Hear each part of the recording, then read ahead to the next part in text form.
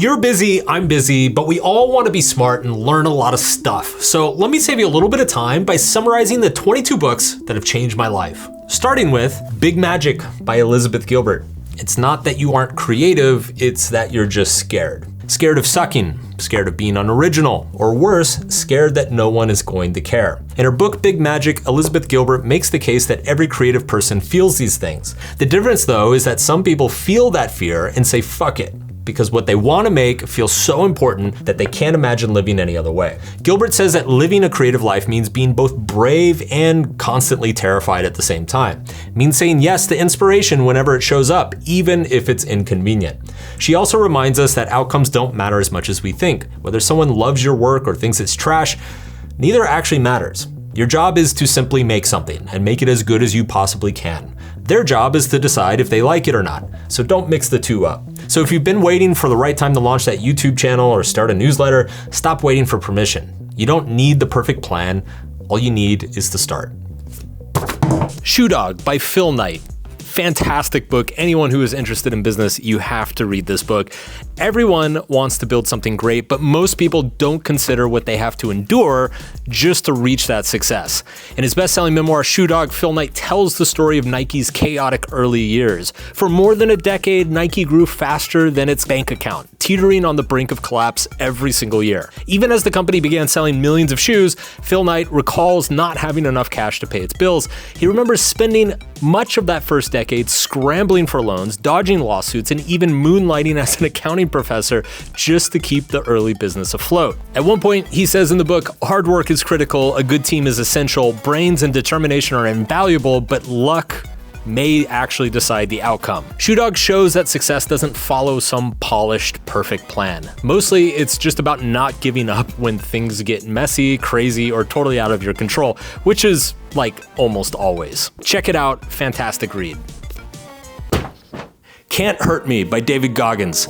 David Goggins was 300 pounds, working a dead-end job, spraying for cockroaches, and afraid of his own shadow. Then he became a Navy SEAL, an ultramarathoner, and basically a human fucking Terminator. How? By discovering the most powerful truth about the human mind. It's a fucking liar. Cant Hurt Me is Goggins' autobiography, but what it really is a manual for mental warfare against yourself. His core message, when your mind tells you that you're done, you're only at 40% of your actual capacity. Think about that. When you hit the wall, when every fiber of your being is screaming to stop, you've still got 60% left in the tank. Your mind quits long before your body does. Goggins calls this the 40% rule, and he discovered it the hard way. Through Hell Week, through running 100-mile races on broken feet, through becoming the only person to complete SEAL training, Army Ranger School, and Air Force Tactical Control training. But here is what makes this different from your typical push harder, try more inspirational bullshit. Goggins isn't naturally gifted. He had a learning disability. He was afraid of water. He was horribly out of shape. Everything he achieved, he earned through pure mental callousing. The book includes challenges at the end of each chapter, not suggestions, challenges, because Goggins doesn't want you to read about transformation, he wants you to go out and fucking live it. Fair warning, this book will make you feel like a pussy, but honestly, that's probably what you need. Mating in Captivity by Esther Perel. Conventional relationship wisdom tells us that all you need is love. But if that's true, why do so many couples end up like roommates in matching pajamas? In Mating in Captivity, Esther Perel cuts through the fairy tale fantasies that we've been sold to explain that love and desire are not necessarily the same thing. Instead, they are two forces on the same spectrum, pulling us in opposite directions. On one end, you have love, built on safety and stability. Desire, though, feeds on mystery and risk. A healthy relationship has a little bit of both. Most couples chase the closeness of love, thinking that the passion will follow, but the truth is that too much closeness can kill our sexual spark. To fix that, Perel reminds us that we need to stay curious, because relationships with both commitment and passion don't come from knowing everything about our partners. They thrive from remembering that we don't. So if you want to keep desire alive in your relationship, stop treating it like a question you've already answered. Treat it instead like a story that's still being written. The courage to be disliked. Your trauma doesn't hold you back, but clinging to it does. That's the central idea of The Courage to be Disliked by Ichiro Kishima and Fumitaki Koga. God, I hope I got that right. It argues that your past doesn't define you, but your perspective on it does. The book unfolds as a conversation between a cynical student and a patient philosopher. The student insists life is unfair and that happiness is reserved only for people with good childhoods. But the philosopher pushes back on that. Drawing from the psychology of Alfred Adler, he argues that our suffering stems not from our past, but how we interpret our relationships with others. For example, you aren't anxious because of your upbringing. You're anxious because, consciously or not, you've decided it protects you from feeling failure, rejection, or taking responsibility. To break that cycle, the philosopher suggests practicing what Adler called the separation of tasks. Your job is to live by your values, not manage how others respond to them. Like recognizing that you're not responsible for making your parents proud or controlling how your partner reacts when you speak honestly. Having the courage to be disliked doesn't mean being an asshole, it just means giving up on the fantasy of living a perfect life while trying to please everyone. Meditations by Marcus Aurelius. Did Roman emperors ever have anxiety? Turns out, yes they did. Meditations might be the most incredible book ever written for the simple reason that it is the direct thoughts of one of the most powerful people in human history. In Meditations, Marcus Aurelius didn't write to inspire others, he wrote to survive his own struggles. And in the face of invasions, betrayal, and plagues, his advice to himself was actually quite simple. Focus on what you can control and ignore the rest. Why? Because thinking you can control external events is like trying to teach a cat how to fetch. It's frustrating for you and amusing for everyone else. For a book that was someone's personal journal 2,000 years ago, it's pretty good for helping you navigate a chaotic world today. And it's a reminder that life will always be unpredictable, even if you're a Roman emperor, which I know so many of you are. But just because your life's unpredictable doesn't mean your attitude, thoughts, and actions have to be. Principles by Ray Dalio. Ray Dalio built the world's largest hedge fund by doing something radical. He wrote down every single principle he learned from every single mistake. And after 40 years, he had an operating manual for life and for business. This book is that manual. Here's Dalio's core insight. Life is just a series of problems that produce principles. You fuck up, you extract the principle. You succeed, you extract the principle. Do this 1,000 times and you eventually become unstoppable. But principles aren't rules. Rules are rigid. Principles are adaptable. A rule says, don't ever lie. A principle says, radical transparency will build trust. But consider the second-order consequences of brutal honesty. Dalio structures this into a life operating system. First, know what you want. Second, identify what's preventing you from getting it. Third, design a plan to overcome those obstacles. Fourth, execute like a machine. And fifth, reflect and refine your principles. The magic happens in step 5. Most people make the same mistakes repeatedly because they never extract the lesson. Dalio's approach turns every experience into education. Every failure becomes future success. His most controversial principle? Radical transparency. At his company, every meeting is recorded. Every employee can rate their boss. Every decision is challenged. Does this sound like hell to you? Well, it created a $150 billion company. The book includes hundreds of principles, but here's the meta principle. You need to write your own. Dalio's principles work for Dalio, your life needs yours. So stop wandering through life hoping that shit just works out and build your own operating system, one principle at a time. The Burnout Society by Byung-Chul Han. In The Burnout Society, Byung-Chul Han explains that we used to live in a world organized around discipline. You stay in line, you follow the rules, you survive. But now it's all about achievement. Always doing more, always pursuing your best self, always winning. And not because we have to, but because we force ourselves to. It's what we get off on. Yet the tragic outcome is that we're always busy, always tired, and yet paradoxically, never done. Han points out that as hustle culture has taken over, mental disorders have skyrocketed. And that anxiety you feel, the constant stress, the waves of depression, those are actually the side effects of a subtle, ever-present achievement addiction. But it's not all doom and gloom. Han reminds us that in the end, you're still in control. So rather than stacking side hustles like you're collecting fucking Pokemon cards, he suggests slowing down, shutting out some noise, and learning how to be, well, bored and boring. It turns out that the cure to burnout isn't relaxation, but boredom. The Course of Love by Elaine de Bottom. Falling in love is easy, but staying in love, that's actually the hardest part. This is the central idea behind The Course of Love, a novel by the philosopher Alain de Botton. It's not a love story in the traditional sense. Rather, it's what happens after the love story ends and reality starts to sink in. We're introduced to Robbie and Kirsten, two 20-somethings living in Scotland who fall in love with each other fast. Eventually, they get married, buy a house, and have kids. But over time, the magic that they once felt for each other starts to fade. The sex becomes routine, while resentments stack up in silence. One day, Robbie cheats on Kirsten, not out of lust, but out of desperate attempt to fuel the spark that their marriage had lost. When Kirsten finds out, she's crushed, but they still don't break up. Instead, through therapy, they start learning what love actually is, in practice, navigating boredom, dealing with conflict and disappointment, and choosing to stay anyway. The Course of Love reminds us that there's no such thing as happily ever after. There's only choosing to love again and again and again, even when it's difficult and even when it hurts. The Trial by Franz Kafka.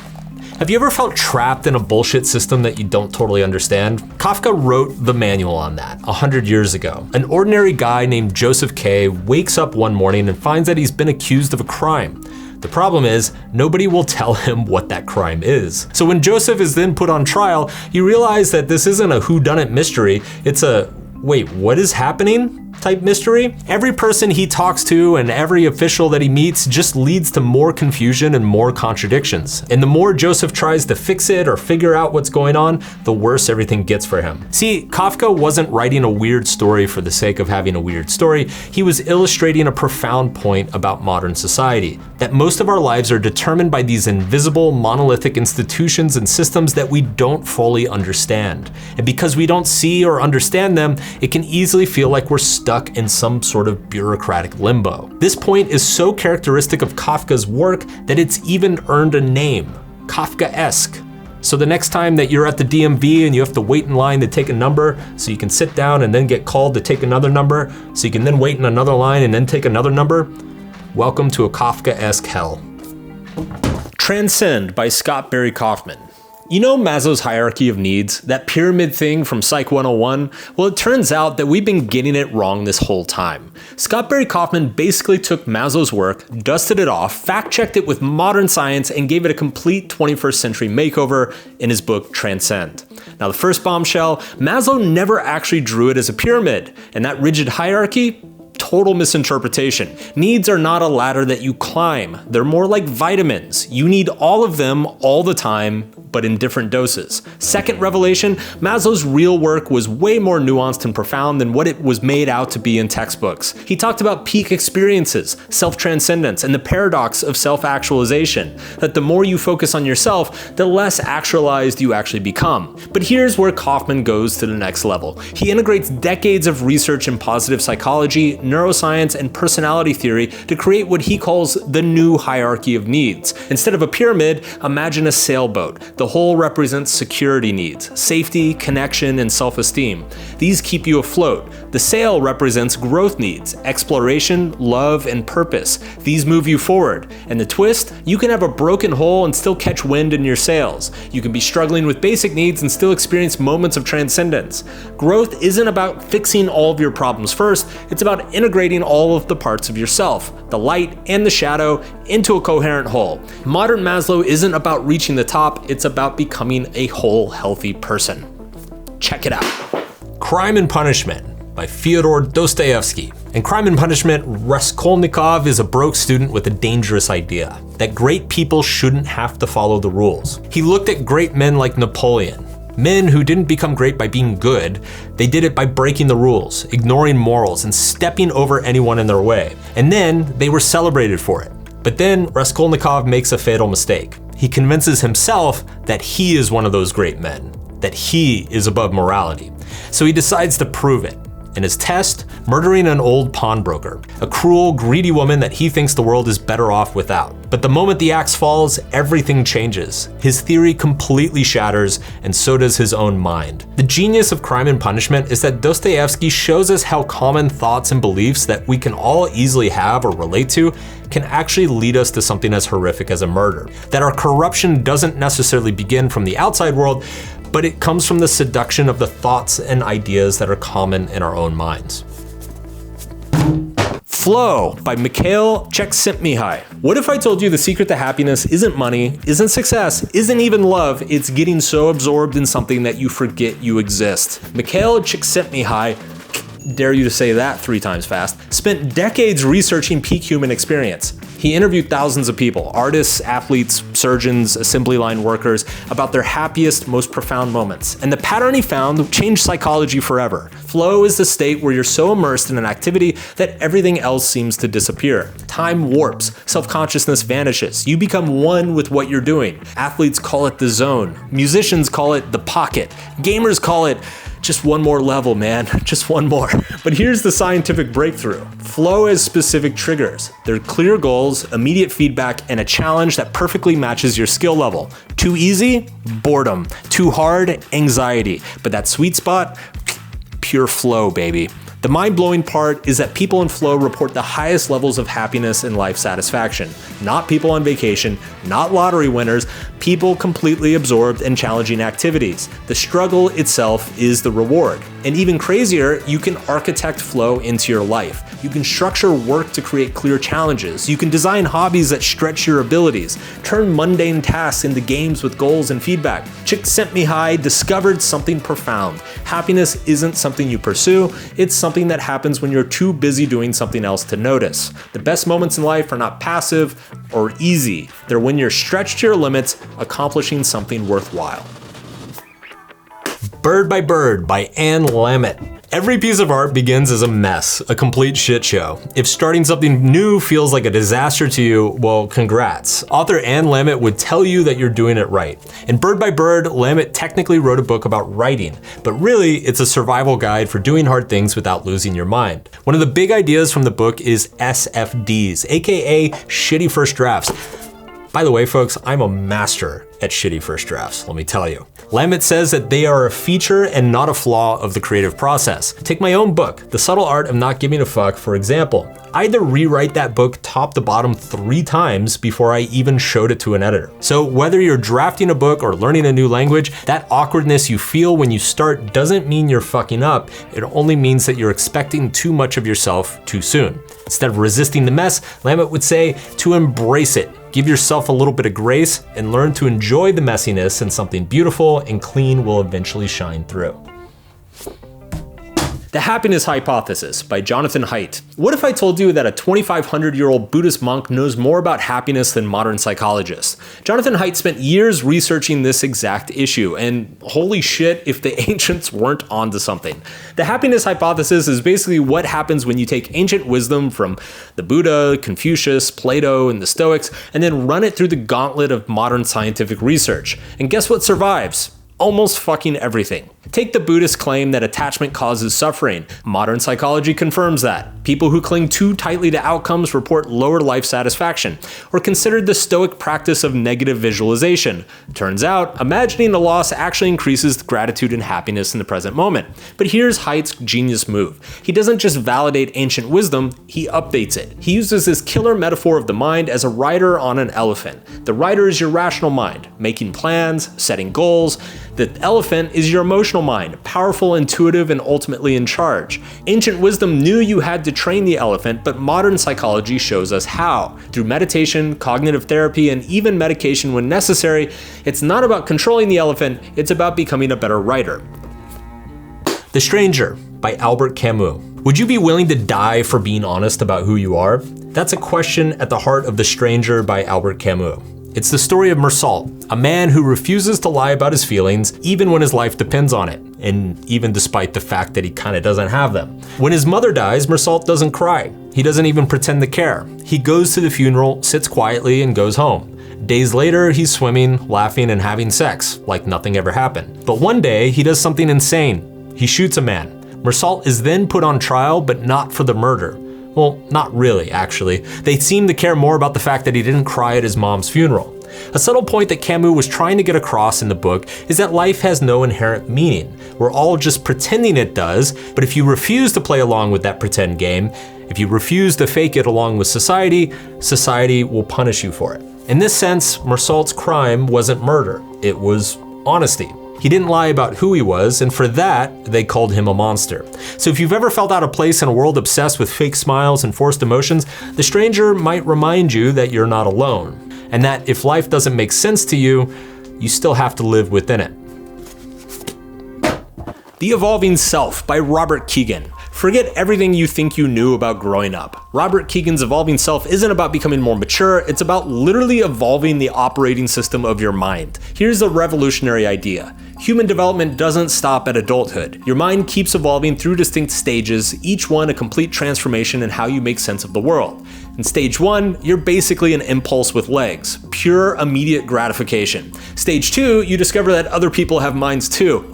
Oh my God, revolutionary. Now you can manipulate people and negotiate with them. Stage 3, you become who others need you to be. Your identity becomes your relationships and the roles you play in society. Stage 4, plot twist. You develop your own internal compass. You author your own values and identity. And stage 5 is the final boss level. You realize that even your self-authored identity is just another arbitrary construction, and you can hold multiple perspectives simultaneously without losing your shit.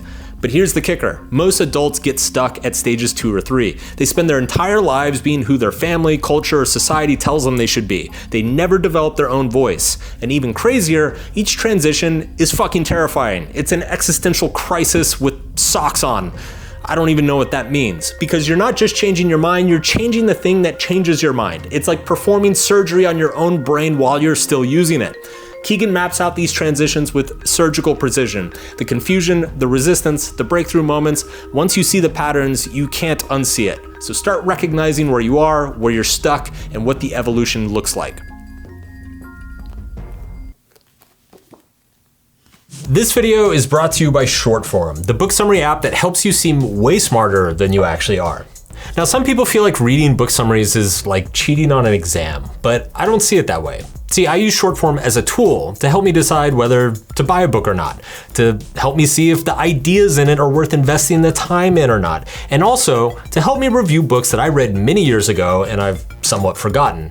Hell, I even use Shortform to help me prepare for this video. Also, if a book is poorly written or just plain boring, I will pull up Shortform and get it over with instead of slogging through another couple hundred pages. And their summaries are pretty damn good too. I checked out the summaries they did of my books and they actually nailed it. I have to say, like, they even got the fact that I'm an existentialist and not a stoic, which trips pretty much everybody up. So anyway, use the link in the description below or right here to get 20% off your membership. It's a great tool. I highly recommend using it.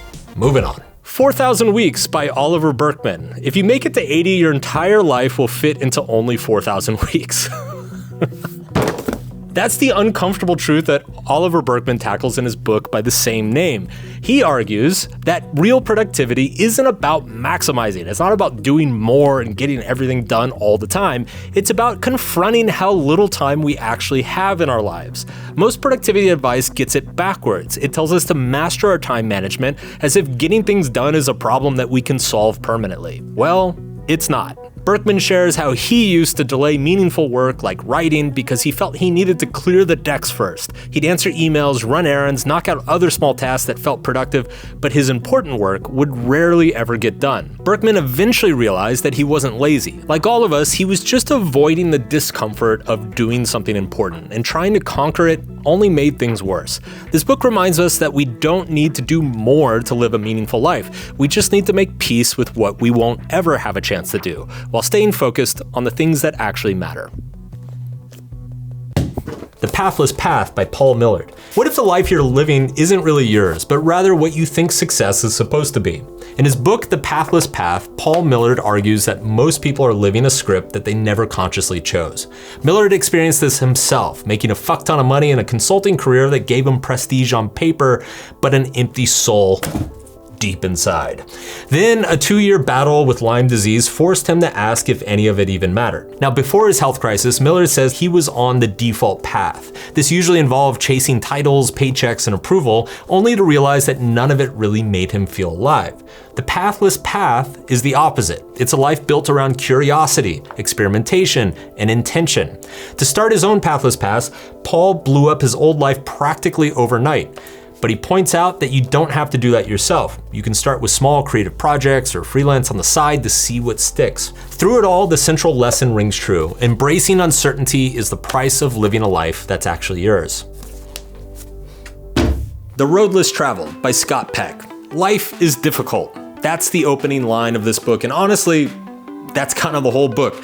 But Scott Peck doesn't stop there. He explains why this simple truth is the key to everything. The Roadless Travel starts with a mindfuck. The moment that you accept life is difficult, it stops being so difficult.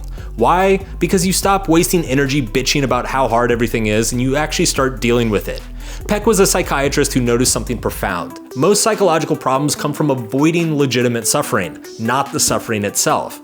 So we drink, we drug, we distract, we delude ourselves to dodge the natural pain of growth. But this avoidance creates way more suffering than just facing the original problem. He breaks down 4 tools to dealing with life's difficulties: delaying gratification, accepting responsibility, dedicating yourself to truth, and balance. Simple concepts, but revolutionary when actually applied. Definitely worth your time. The Inner Game of Tennis by Timothy Gallwey. What if I told you performing better at something you care about isn't about trying harder, but sometimes about trying less? That's the core concept behind The Inner Game of Tennis by Timothy Gallwey. On the surface, it's a book about tennis, but the lessons apply to every awkward first date you've ever botched, or each job interview you've tanked, or every time you've tried to act smooth and just made things weirder. Gallwey says that we've all got 2 selves inside our heads. Self 1 is your anxious, micromanaging, freaking out over every move brain. Self 2, on the other hand, is calm, competent, and just waiting for Self 1 to shut the fuck up so it can do its thing. The trick to mastering your inner game isn't more effort. That's Self number 1. It's learning to get out of your own way and trust Self 2 to handle things. Because trying too hard leads to overthinking, and overthinking will kill the flow. So instead of beating yourself up about how much you suck at something, start by picturing what better looks like. Then let Self 2 handle the rest. Thinking in Systems by Donella Meadows. Your life is falling apart and you don't know why. Your relationships follow the same toxic patterns. Your finances keep imploding. Your habits don't stick. What if I told you the problem isn't you? It's that you don't understand the systems that you live in. Donella Meadows' thinking in systems is like getting X-ray vision for the world. Suddenly you see the hidden structures that control everything, from your body to your family to the entire global economy. A system is just a bunch of things connected in a way that produces a pattern of behavior over time. Your body's a system, your workplace is a system, your relationships are systems. And here's the kicker: systems produce their own behavior, regardless of who's in them. Ever notice how every job has that one toxic person? Plot twist, it might not be the person, it might be the system creating the role. Change the system, change the behavior. Meadows teaches you to see the leverage points, places where small change creates massive results. Most people push on the wrong levers. They focus on surface level shit like replacing people or changing the rules. But the real power is changing the goals of the system or the paradigm that it operates in. For example, let's say you keep dating assholes. You could blame yourself, you could blame them, or maybe you could examine the system. What patterns attract you to unavailable people? What feedback loops are keeping you stuck? What beliefs about love are creating the system in the first place? Once you see the systems, you can't unsee them. Master systems thinking and you literally hack reality. Now warning, this book will ruin you for simple explanations pretty much forever. You're welcome.